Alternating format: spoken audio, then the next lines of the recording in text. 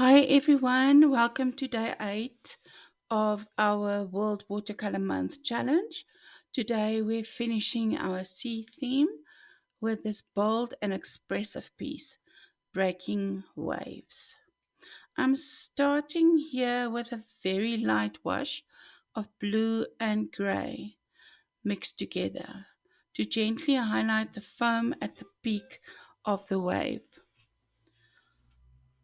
Although our eyes see the sea foam as white, it's the subtle shadow and cool tones around it that give it shape.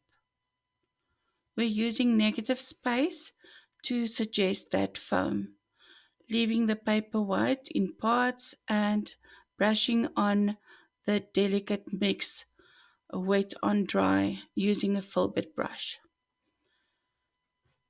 The wash should be so light that you almost can't see it. Now I'm switching to a slightly darker wash. I'm wetting the area where the deeper parts of the wave will form. So we are going to drop in darker blues and let the water do the work, blending and flowing just like the real ocean. As the color settles and moves, the shape of the wave starts to reveal itself, just like our lives take shape under God's hand. Our verse for today: In his hand are the depth of the earth, and the mountain peaks belong to him. The sea is his, for he made it, and his hands formed the dry land. This is from Psalm 95, verse 4 to 5. This verse reminds me that God didn't just create the world, He shaped it with intention. That includes the waves in the ocean and you and me. Waves form as wind travels across the surface of the sea. But what we see above the surface is also shaped by things we don't see, like underwater currents and the shape of the sea floor. Some waves rise, some waves crash, some gently roll, but none are random. It's the same with us. What feels like chaos or crashing moments in our lives often has a deeper, unseen purpose. God is shaping us beneath the surface. His hand is always forming something beautiful, even when things feel unpredictable. Now I'm moving in with a size 2 round brush. I'm using a more pigmented blue mix to define the wave's curves and add some strong highlight areas. This gives the piece more depth and energy, especially where the wave is curling and breaking.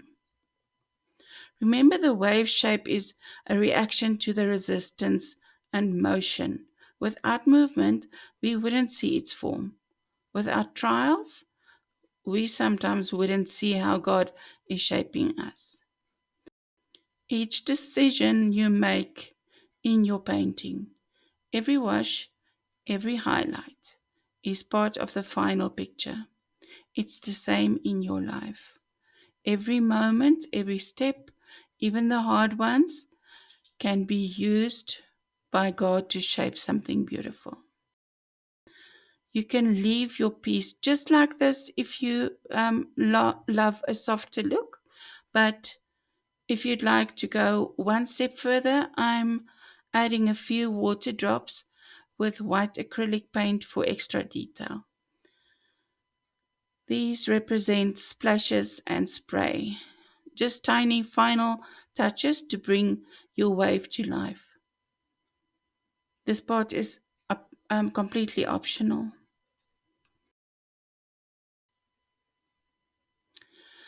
Thank you for painting along with me today. I hope this artwork reminded you that just like The waves, you were formed by a powerful and loving Creator on purpose and for a purpose.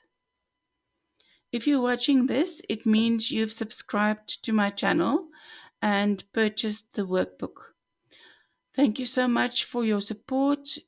Every cent I make from these digital products goes into a fund for printing my upcoming book, Colourful Faith. I couldn't do this without you.